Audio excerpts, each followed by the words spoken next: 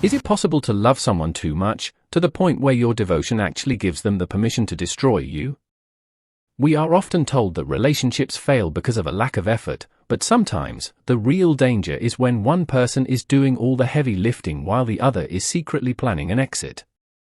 When Maya told me that we weren't working out, she expected me to beg. She expected the same old routine where I would apologize for problems I didn't create, just to keep her in my life. But instead, I just looked at her, agreed, wished her luck, and walked away for good.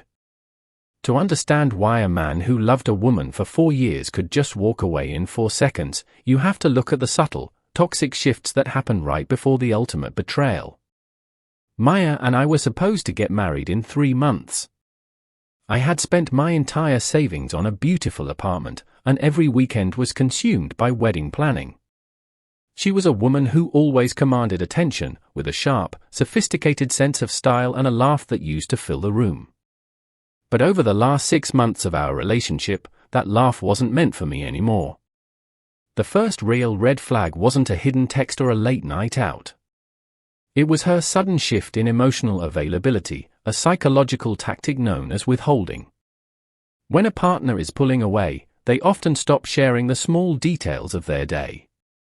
Maya stopped complaining about her boss. She stopped telling me about her dreams.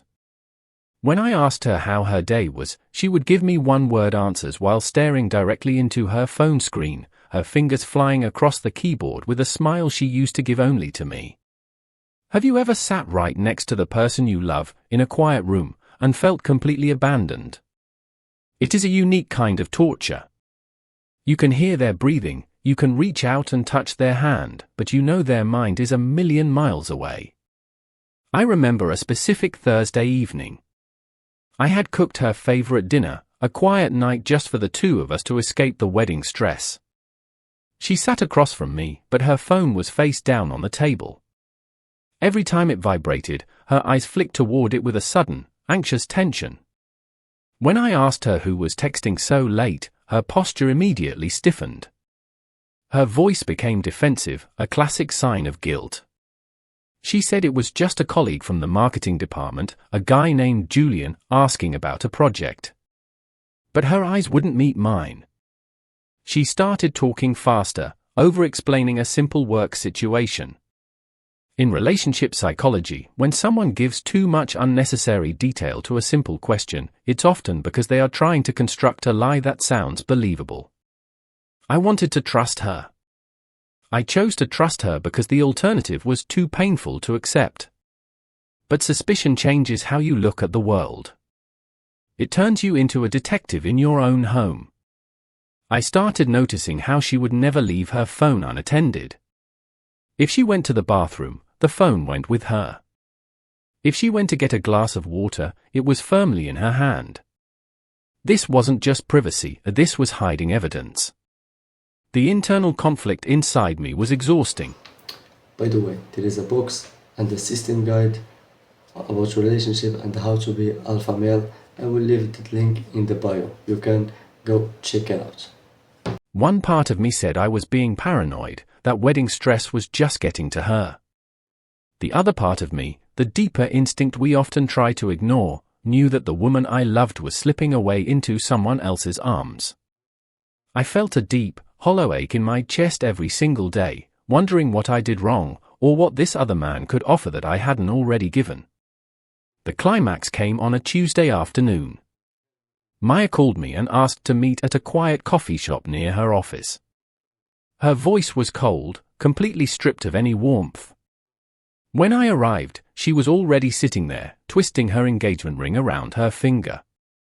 She looked pale, but her eyes were determined. Without even ordering a drink, she looked at me and said, "I've been thinking a lot about us. I just don't think we are working out anymore. We've grown apart, and I don't think I can go through with this wedding." It was a calculated move. She expected an emotional explosion. She expected me to cry, to remind her of our 4 years together, to promise to change.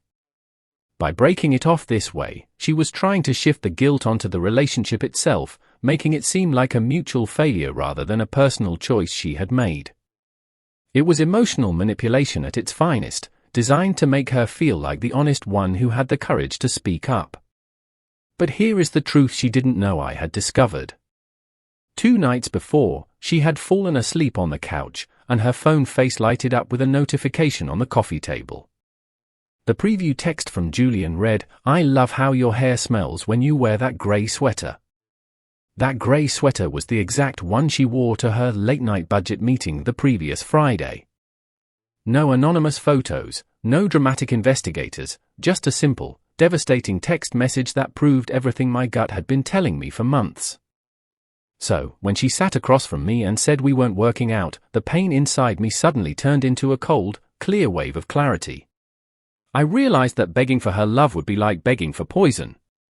The woman I loved was already gone. The person sitting in front of me was a stranger who had violated my trust and disrespected our future. I didn't yell. I didn't mention the text. I didn't give her the satisfaction of seeing me broken or giving her an excuse to call me a crazy, jealous fiancé. I looked her dead in the eyes, took a deep breath, and said, "You're right. We aren't working out. I agree with you. I wish you the best of luck, Maya." The look of absolute shock on her face was unforgettable.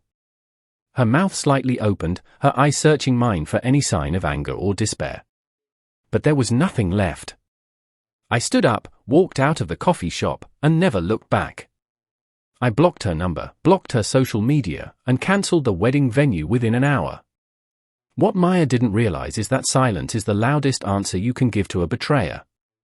When you walk away without an argument, you take away their power to justify their bad behavior. You leave them alone with their choices and their guilt. Looking back, this experience taught me a profound lesson about self-worth. Sometimes, walking away isn't about giving up, it's about protecting the peace you have left. It's about realizing that your love is a privilege, and if someone treats it like an option, they don't deserve a place in your life. What would you do in this situation?